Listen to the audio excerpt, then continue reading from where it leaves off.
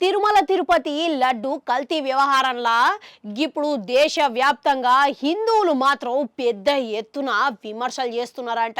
ఎవరి భయాందోళనలు వాళ్ళు వ్యక్తపరుస్తున్నారంట. ఇప్పుడు ఏటకేలకు AP deputy CM Pawan Kalyan గిట్లా జరగకూడదని ఈ పాపానికి ప్రాయశ్చితంగానే ఆయన ప్రాయశ్చిత దీక్షని గిట్లా చేస్తున్నాడంట.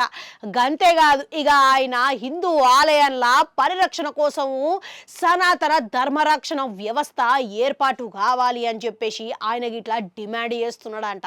ఇక ఇది ఇట్లుంటే ఇప్పుడు పవన్ కళ్యాణ్ ఈ దీని మీద ఆయన వ్యవహరించిన తీరు మీద చాలా మంది అనేక రకమైన భిన్నమైన కమెంట్లు ఇట్లా పెడుతున్నారంట. అయితే నటుడు ప్రకాష్ రాజ్ గిట్లా పవన్ కళ్యాణ్ ని గట్టిగా కౌంటర్ ఇచ్చిండంట. ఇక గంతే కాదు ఇప్పుడు దీని మీద సీరియస్ గిట్లా అయిందంట మంచు మనోజు. ఎందుకనంటే ప్రకాష్ రాజు ఏమంటున్నాడంటే, మీరు ముఖ్యమంత్రిగా ఉన్న రాష్ట్రంలో గిట్లా జరిగిన ఘటన, ఇక దాన్ని విచారించి మీరు కఠిన చర్యలు తీసుకోండి. గంతేగాని ఇప్పుడు ఇదంతా జాతీయ స్థాయిలో తీసుకుపోయి ఎందుకు హల్చల్ చేస్తున్నారు మీరు అని చెప్పేసి ఆయన అంటున్నాడంట. ఇక ఇప్పటికే మతాల పరంగా మన దేశంలో చాలా ఉద్రిక్తతలు ఉన్నాయి.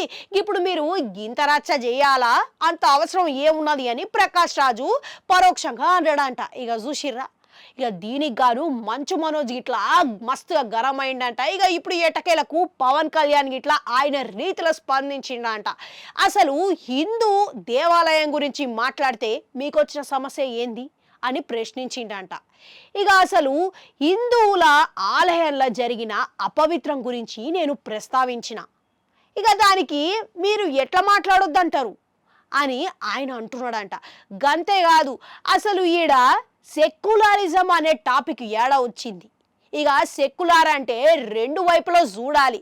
గంతేగాని ఇష్టం వచ్చినట్టుగా ఇష్టానుసారంగా హిందువుల ధర్మం గురించి మీరు ఎట్లా పడితే అట్లా ఎట్లా మాట్లాడతారు.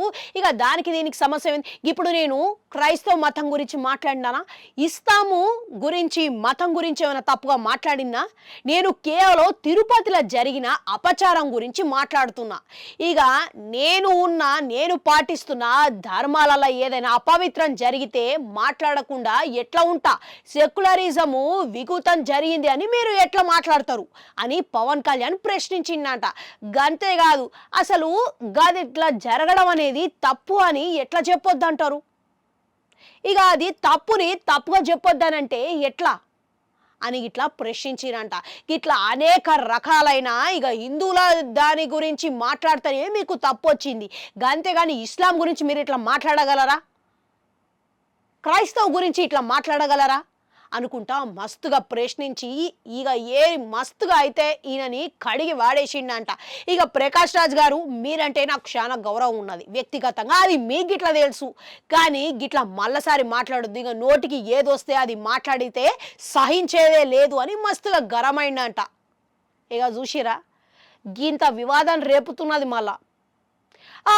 మీరు గిట్లా ఏమంటారు? ఇక పవన్ కళ్యాణ్ స్పందించిన తీరు సబబే అంటారా?